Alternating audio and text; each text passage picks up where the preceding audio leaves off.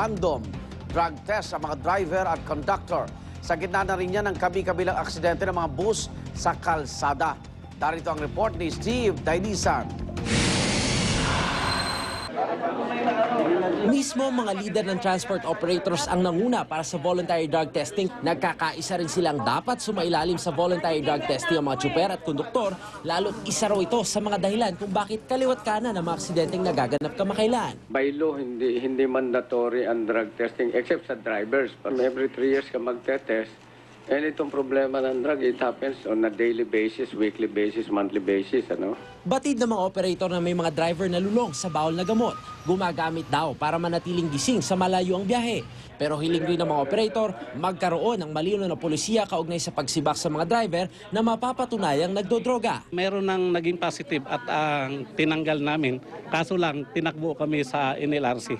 Mungkahin naman ng FEDJUDAP. Kapag ihi talaga, nakikita namin yung sinasabi ng ibang mga tsuper na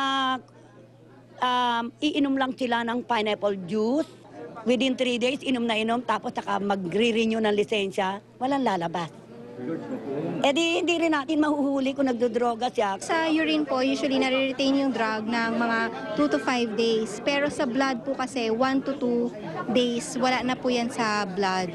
Mainit din ang diskusyon kung sino ang sasagot sa gastusin sa random drug test. Sa kasalukuyan, nasa 300 hanggang 350 pesos ang halaga nito. Magiging polisiya sagot namin. Eventually, pag nag-compute kami ng sa fare, sasama namin syempre yan. Suportado naman ito ng mga nakausap naming pasahero.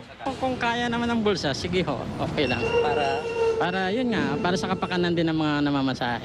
Pwede nga sagutin ng operator ba o may-ari ng bus?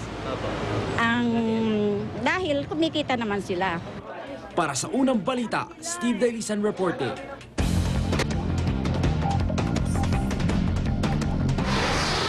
Hostage taker sa isang gas station sa Germany napigil at naaresto matapos siyang barilin ng taser. In-hostage po ng suspect na may dalang patalim ang 3 lalaki at 2 babaeng empleyado ng gas station. Una niyang pinakawala ng 4 na hostage. Humingi siya ng kotse at cellphone sa mga otoridad at umalis sa gas station bit-bit ang huling hostage. Dito na gumamit ng taser ang mga otoridad. Hindi malinaw kung ano ang motibo ng hostage taker. Southern China sinalanta ng landslide, hindi bababa sa 4 ang patay, habang 4 na po naman ang nawawala. 23 ang tagumpay na nailigtas mula sa guho. Pahirapan ng rescue operation lalo pat tuloy-tuloy ang masamang panahon.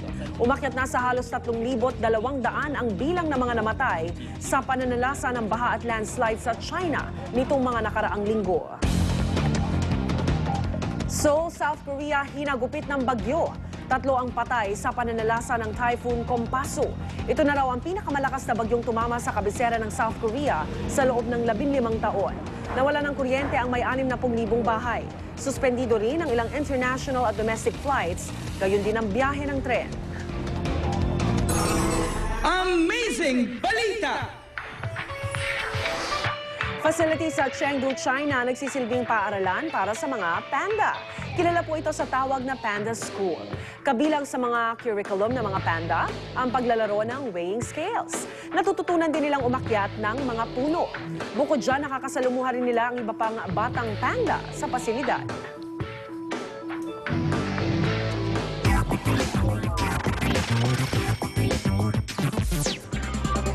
Grammy-winning rapper na si T.I. at ang kanyang asawa na aresto. Nasa West Hollywood ang dalawa nang parahin sila ng mga pulis matapos makaamoy ng marijuana sa loob ng kanilang sasakyan. Pero nakalaya din sila kinalaunan matapos magbayad ng tig $10,000 na piyansa.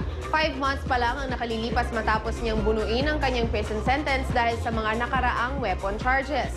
Napasama pa siya sa pelikulang Takers at naging busy sa bago niyang album na King on Cage.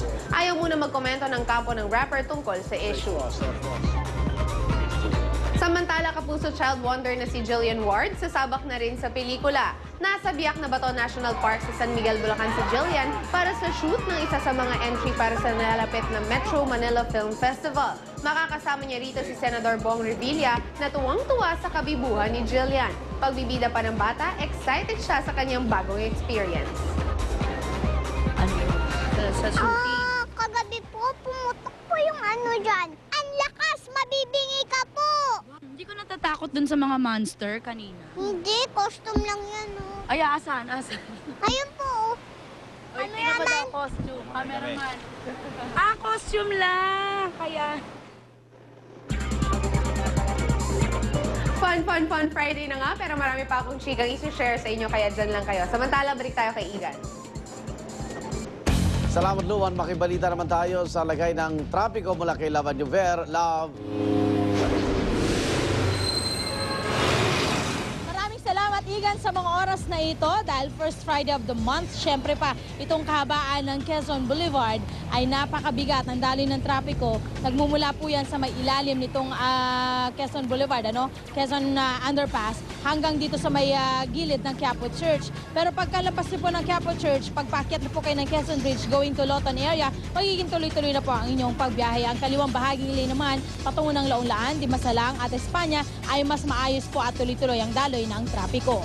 Sa may Commonwealth Avenue naman mga kapuso, sa may Philcoa, makikita ho natin ngayon ang pagdagsana ng ating mga motorista. Yung kaliwang bahaging lane ay patungo ho ng Fairview area at yung pong kanang bahaging lane naman ay patungo ng Quezon City Circle. Sa may EDSA Kamuning Flyover naman mga kapuso, makikita ho natin ngayon ang kaliwang bahaging lane patungo ng Monumento at Norte na napakaluwag. Pero ang kanang bahaging lane, mistula na pong parking lot sa bigat ng daloy ng trapiko mula po flyover. Ibig sabihin yan, hanggang sa may unahan ng EDSA Cubao ay napakabigat na po ng kanang bahaging lane patungo ng Makati and South area. Sa may Domingo naman po sa may San Juan via 3G, makikita ho natin ngayon ang pamamayagpag pa rin po ng karir ng ating mga motorista dyan dahil yung magkabilang lane po ng Domingo sa may San Juan ay napakaayos pa rin ho at tuloy-tuloy pa rin po ang biyahe ng ating mga motorista dyan. May coding tayo ngayong araw, mga plaka hong nagtatapos sa numbers 9 and 0. Diyan po muna ang aking update sa ating mga kasadahan sa Metro Manila. Ako pa rin po nag-iisang reyna ng kalsada, Lavan Juver. Balik sa iyo, Igan. Salamat at ang hirit namin mamaya, may edad na babae natagpuan patay malapit po sa isang ilog sa Bataan. Isang dating pulis patay sa pamamaril sa Isabela. At narito na po sina Susie, Pia at Arn. Thank you, Igan. Thank you. At thank you dahil tama